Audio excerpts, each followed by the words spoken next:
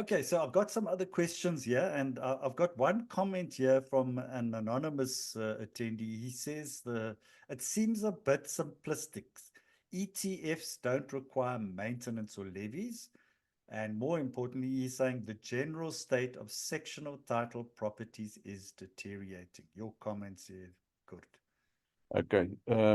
My properties, and I have a big portfolio, my properties also require absolutely zero attention from me. I never ever painted one in the last 30 years.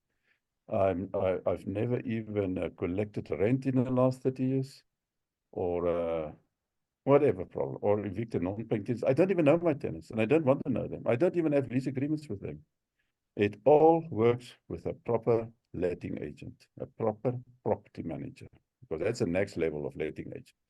So get a property manager, a real property. Yes, they cost money, but it is like the maximum is 10% of the rent.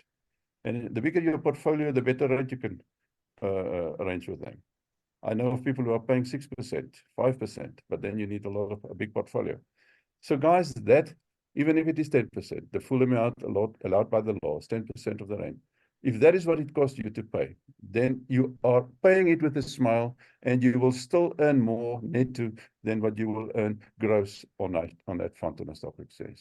So use other people's money, use other people's time, and use other people's skills. Those are the three principles that you should work on.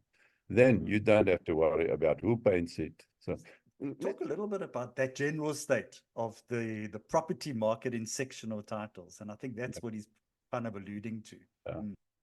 You must keep in mind, last figure I saw that was published was that we have a shortage of 2.6 million houses in South Africa. I think it is actually more. But let's work on that one. That already shows you that there is a huge demand for rental property, because we invest. If you're a property investor, then you invest in a basic need of a human being. They need to have a roof over their head. There are three basic needs of human beings. It's food, clothing, and shelter. We are talking the shelter part here. They always need that. And yes, obviously, they will then live in places that they can afford. If they can only afford that neglected complex in wrong side of town, then at least they have a roof over their head.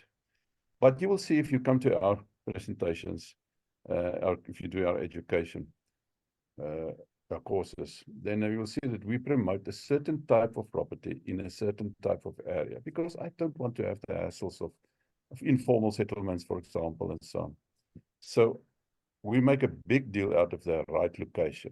When we see a town or a portion of the town is deteriorating for whatever reason, might be a squatter camp that is creeping closer or something like that, then all the values start dropping and so on. Before that happens, you must keep your eye on it. So what I do from my side is I like to travel a lot. So I drive through the areas in the suburbs where I have many properties. And when I see something is going to change here, then I take a decision to sell before it is too late. Yeah, from Darius, he said, what would you choose? 50 million on a good retail center, or 50 million worth of good townhouses, and why? Are you asking me? Yes, absolutely. Townhouses with 50 million. Yeah. 50 million, I can buy a lot of townhouses. And the reason why is a basic need of a human being. Shopping centers are not basic needs of human beings. There were times in recessions and so on that the shops closed down and shopping centers look like ghost centers. Commercial property is actually, for me, not so suitable.